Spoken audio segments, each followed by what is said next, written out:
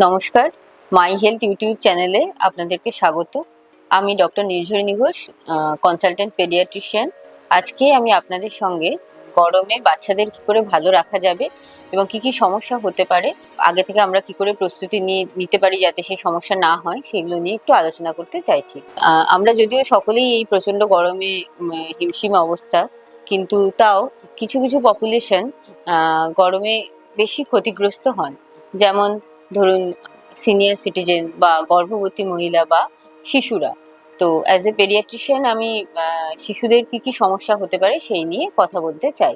আচ্ছা, ইউনিসেফের একটা কনসেপ্ট আছে, beat the heat, be aware of heat stress and prepare yourself. এই জিনিসটা কি, যে গরমে কি কি শরীর খারাপ হতে পারে, গরমে যে মানুষের অনেক রকম শরীর খারাপ হয়, তাতে যে অনেক রকম ভাবে বাচ্চারা ক্ষতিগ্রস্ত হতে পারে, সেটা সম্পর্কে আমাদের জানতে হবে। আমাদের বলতে ধরুন প্যারেন্টসরা, ইমিডিয়েট কেয়ার গিভার বা স্কুলের টিচার বা ধরুন আশা, এএনএম, পেডিয়াট্রিশিয়ান, ডক্টর, এনাদের একটু অ্যাওয়ার থাকতে হবে যে গরমে কি কি হতে পারে, এবং সেটা যাতে না হয় তাই জন্য আমাদের প্রিপেয়ার থাকতে হবে।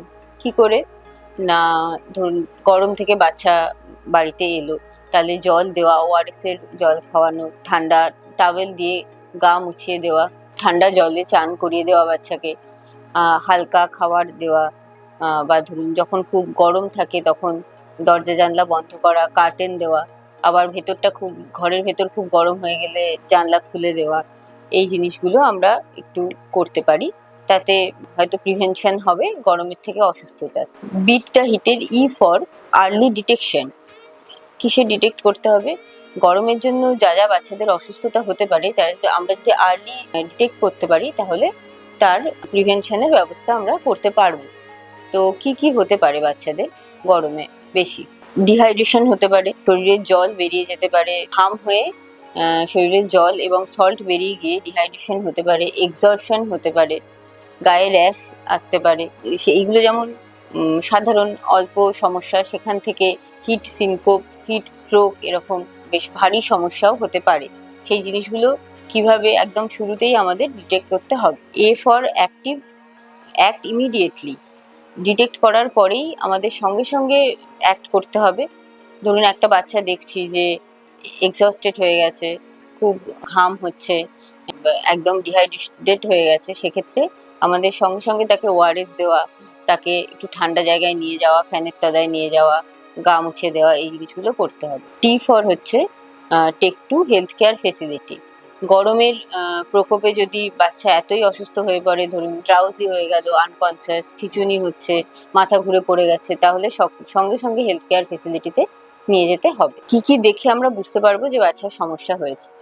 ফ্যাটিকড হয়ে গেছে বাচ্চা, যেমন খেলাধুলা করতো এখন আর তেমন খেলাধুলা করছে না, ঝিমিয়ে পড়েছে, প্রস্রাবের পরিমাণ কমে গেছে বা হলুদ রঙের প্রস্রাব করছে, কম পরিমাণে করছে, ডিহাইড্রেশন হয়ে গেছে বাচ্চার, একদম ঘাম হচ্ছে না, কি বারবার বমি পাচ্ছে, খিদে নেই, ডায়রিয়া হচ্ছে। তো বাড়িতে আমরা কি করতে পারি? 6 মাসের কমের বাচ্চাকে ব্রেস্ট ফিডিং করাতে হবে ভালো করে। যে মা ব্রেস্ট ফিডিং করছে তাকে বেশি করে জল খেতে হবে, জল বেশি করে খেলে ব্রেস্ট মিল্ক প্রোডাকশনও বেশি হবে, কারণ এই গরমে অনেক সময় ব্রেস্ট মিল্কের প্রোডাকশন কম হয়ে যায়। আচ্ছা, 6 মাস থেকে 4 বছরের বাচ্চা, এদের ক্ষেত্রে এরা তো অনেক সময় বলতে পারবে না কি হচ্ছে, সেক্ষেত্রে আমাদের এদের অ্যাক্টিভিটি কম বা ধরুন ঘাম খুব বেশি হচ্ছে দেখে বা ডিহাইড্রেটেড দেখে, কি বমি পাচ্ছে, ডায়রিয়া হচ্ছে, এইগুলো দেখে বুঝতে হবে যে বাচ্চা অসুস্থ, এবং বেশি বেশি করে ওআরএস এর জল দিতে হবে।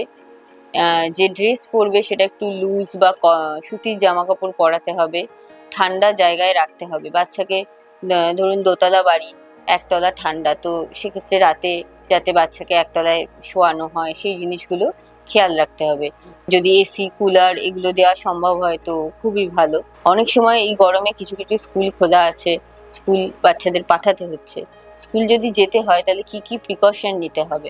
গরমের সময় স্কুলের ড্রেস কোড বা এগুলো একটু চেঞ্জ হলে ভালো হয়, যেরকম ধরুন টাই, কোট, এই জিনিসগুলো গরমের সময় না ইউজ করার প্রভিশন যদি থাকে, বা একটু লুজ সুতির জামা কাপড় পরার, হাওয়া খেলে এরকম জুতো ইউজ করার, বা মাথায় টুপি পরে যাওয়ার যদি পারমিশন স্কুলে হয় তো ভালো।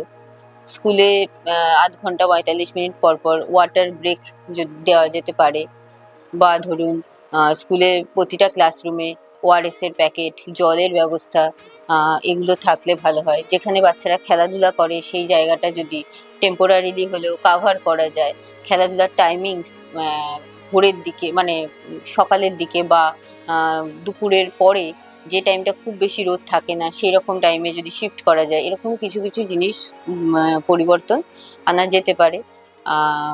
আর খাওয়া দাওয়ার ব্যাপারে, বাচ্চাদের খাওয়া দাওয়ার ব্যাপারে গরমকালে একদমই তেল মশলা কম দেওয়া খাবার, জল বেশি করে দেওয়া, ডাবের জল, ফলের রস, এই সমস্ত জিনিস খাওয়ানো যেতে পারে। যেহেতু পরিবেশ এত গরম হয়ে যাচ্ছে দিন দিন, মানুষ হিসেবে আমাদের বেশি বেশি করে গাছ লাগানো, কম গাছ যাতে খুব বেশি কাটা না হয় সেই জিনিসগুলো খেয়াল রাখতে হবে। খুব গরমের সময় অ্যাডমিনিস্ট্রেশন থেকে কিছু ওয়াটার স্টেশন যত বেশি পরিমাণে করা যাবে, যত বেশি পরিমাণে কাভার্ড এরিয়া রাখা যাবে রাস্তার মাঝে মাঝে, তাহলে শিশু কেন সমস্ত মানুষেরই তাতে সুবিধা হবে। গরমে কি কি হতে পারে, হলে কি করা যাবে, এই জিনিসগুলো আমরা পেশেন্ট যখন চেম্বারে আসে বলতে পারি, বা বিভিন্ন মিডিয়া ইউজ করে তাদের কাছে পৌঁছাতে পারি, যাতে তারা সেই জিনিসগুলো জানতে পারে প্যারেন্টসরা, এবং সেই মতো বাচ্চাকে ভালো রাখতে পারে, সুস্থ রাখতে পারে এই গরমে। এই ধরনের হেলথ রিলেটেড ইনফরমেশন পেতে গেলে মাই হেলথ ইউটিউব চ্যানেলকে ফলো করুন এবং ফ্যামিলি এবং ফ্রেন্ডসদের মধ্যে শেয়ার করুন।